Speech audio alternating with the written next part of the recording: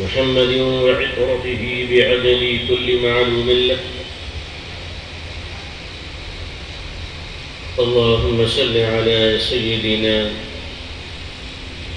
محمد عبدك ورسولك وعلى المؤمنين والمؤمنات والمسلمين والمسلمات.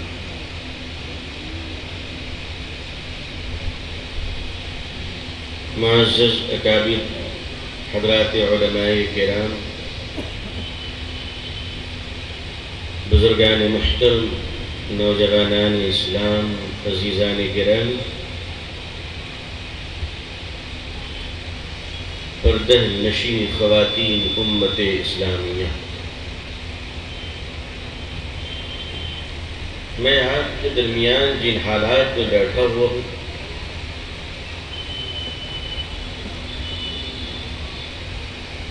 اور جس صورتحال سے نبض آزما ہوتے ہوئے آپ سے مخاطب ہوں،